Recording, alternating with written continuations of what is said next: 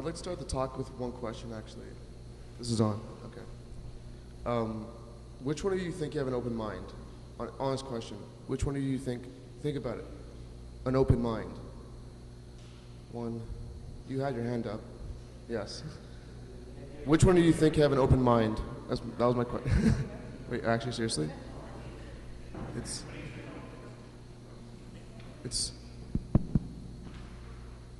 Try that. Hello? Hello? Yep? Okay. So let me start over. Which one of you guys think have an open mind? Great. So all of you should, because that name of a startup, you guys are all the founders of a startup. Well, most of you, all the students here. And the one tool you need that can be expanded into literally any task you have to do in a startup is an open mind. Open mind is related to flexibility. This is what the problem I had to know for my pivot. You know, when Lucas met me, my company was called Huvo. And for those of you who don't know, Huvo is Latin for offering assistance or protection, right? And my device was an electronic road flare. And it started off from a little puck-shaped piece of plastic with a couple of LEDs on it, and that was my device.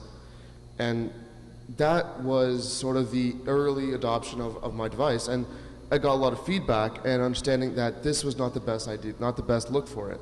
I visited several police stations, firefighters, they've seen it, they tested it, and they understood that, okay, maybe you might want to fix it up a bit. So I had to use my open mind to pivot. You know, and now we developed the fourth prototype, which is the baton-shaped LED flare, and now that is how we changed also our name to Umbo, which literally means the same derivation of Huvo in Latin. So all I want to do is I want to show you that there's the process of taking your own initial idea, testing it in the people who are going to give you the right feedback, and then that's how they're going to change your perspective, change how you should see your business in a different light. So it's the innovators, the open-minded people, that's what you guys are driving the industry in terms of innovation. Because without people with open minds, without the entrepreneurs, we don't really have that opportunity to expand in different innovations, different ideas.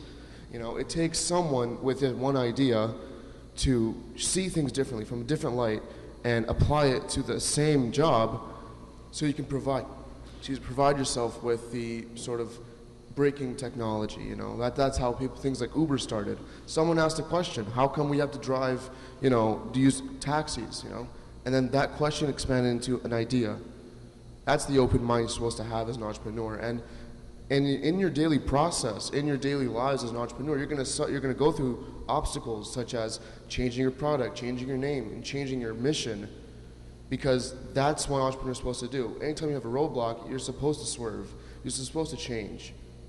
You're not the actual phase you're in right now. That's not going to be the same phase you are in a year from now, and that's what you got to pay attention to as an entrepreneur. You got to be able to react to different feedback. My first time pitching, actually, that was my actually worst time pitching, because I did not understand the anatomy of a pitch. I did not understand what went into a pitch. And now, with the help of the incubator, with the help of people like Lucas, I sharpened my tools, and I sharpened my way of speaking and way of talking, way of conveying my message. And now I've been applied into several competitions and won several of them. And that's just because that's the process. It takes time.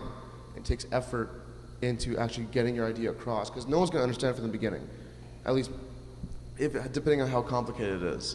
So taking your idea and sending the idea to other people, that's just another version of having an open mind.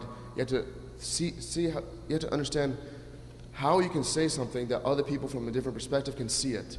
Because if you yourself understand your idea with your own open mind, and you don't know how to convey that same message to someone else, then your idea won't fly. Because you always constantly need feedback, and this feedback will be applied to you once you know how to convey that message and convey your mission, convey your idea to those who will offer you that feedback. And my closing remark would be, I just want to say, from where I came from, initially from Huvo to Umbo, it was a process, it was just a journey of learning. It was a journey of understanding my mistakes and how I can alter it and become something better. And I think as student entrepreneurs, you guys are the light that's going to, sort of shine this world, because it's you with the open minds that will drive innovation. And I think if you have that open mind, if you have the ability to convey your message, your mission, your idea to those, you're going to go really far. Because people are going to listen to you. If your idea has merit, your idea will flourish. And it's not your first idea that's going to be the home run. Having the open mind will give you the opportunity to pivot your idea to something better, potentially. Maybe to something greater. That's my message to young entrepreneurs. It's the idea that you should always have an open mind and apply it to different problems and obstacles in your life as an entrepreneur. Thank you.